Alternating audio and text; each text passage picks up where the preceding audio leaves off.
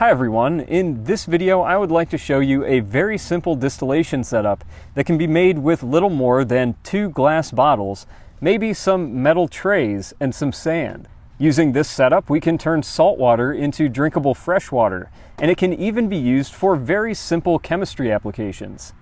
So the primary components of this setup are 2 glass bottles, and the wider the bottles are in diameter the better. I've chosen relatively small glass bottles for this video because these are the most common size of bottles that you're likely to find, especially if you were looking to find one washed up on a beach somewhere in case you needed to distill water for your actual survival. I also have a pair of metal trays. Now, these trays are not absolutely essential, but it will make this process a lot easier to manage. These are meant to contain the bottles and support them over a flame, but at a later point in this video, I'll explain how you can get away without them. The first part of this process will be to prepare an area such that the 2 bottles can rest mouth to mouth, similar to this. The important part is that one of them needs to be suspended over a heat source, which for my purposes I'm using this homemade rocket stove. This could be done over an open campfire. You just need to find a way to suspend the bottle above the flame, either using rocks or logs.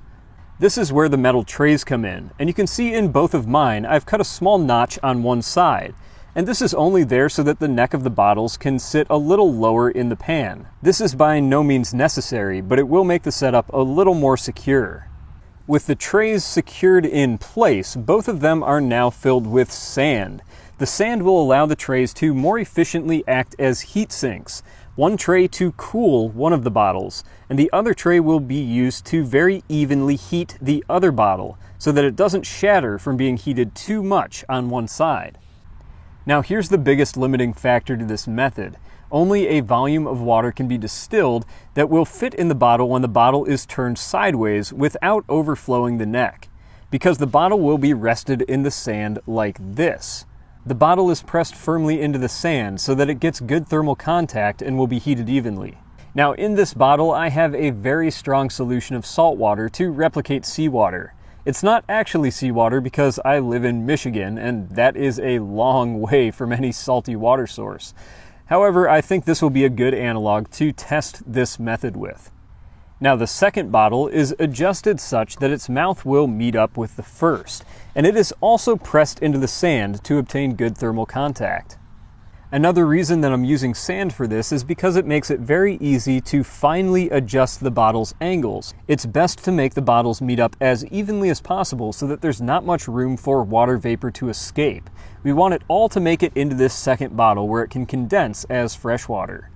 As an additional measure to keep the cold half of this setup cold, I wet the sand on this side with water. And in fact, the entire bottle could be covered with more wet sand, or a wet towel to allow evaporative cooling to take place.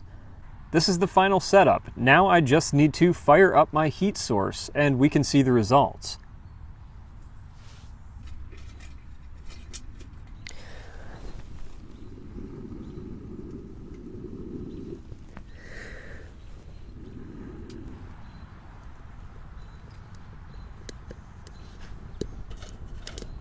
With such a large quantity of sand in this tray, it does take a little while for it to reach water's boiling point and get this process started. But once the sand has reached that point, it stays hot for a long time, so it's a pretty quick process as the water boils dry in this first bottle to simply refill it, and you can continue on with the distillation process as long as you want.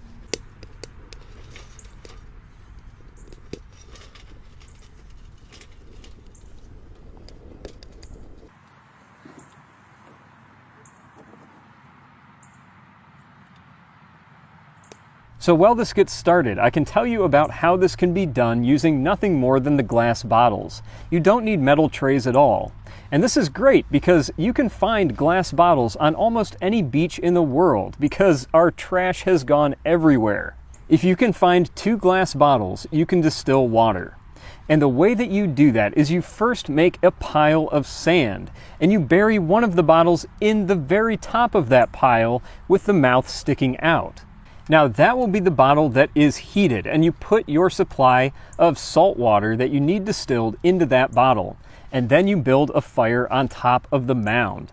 You need to heat this mound very hot to the boiling point of water, and that is why you make a mound, because it is easier to heat the very tip of that pile of sand to water's boiling point than it would be to heat a flat area where heat can distribute in all directions. Now for the second bottle, you still do need to improvise a way to hold the mouth of that bottle against the mouth of the first that is buried under the sand. If you find it difficult to support the bottle accurately with nothing but sticks and stones, it is possible to hold the second cold bottle in your hands.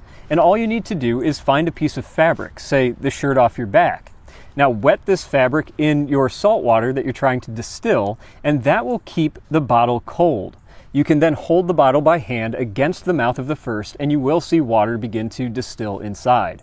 I should note that distilling water is only a safe method to create drinkable water if you're trying to remove mineral contaminants like salt. It doesn't work if you're trying to remove things like oil or gasoline or other man-made contaminants, because those things will evaporate away with the water and they will distill in your second bottle. That's no good. You don't want to drink any distilled water if you're trying to distill out man-made contaminants.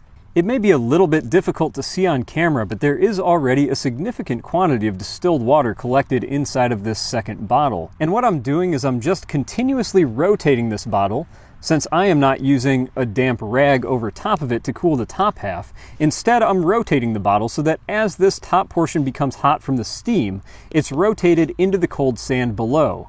And in that way, the entire bottle maintains a cold temperature, which causes the distillation to go much faster. So now it's been about 10 minutes since the water started boiling, and I think I have enough water in this bottle that I can give it a test. I would say this is about a third of the water that we started with in this bottle, and there's still quite a lot left that is not yet distilled. It's still boiling over here. Distillation is a very slow process, so while this may not look like a very impressive quantity of water, for this setup to have only been boiling for about 10 minutes, this is easily producing at a rate that could keep several people alive. All that's really left is to give it a try.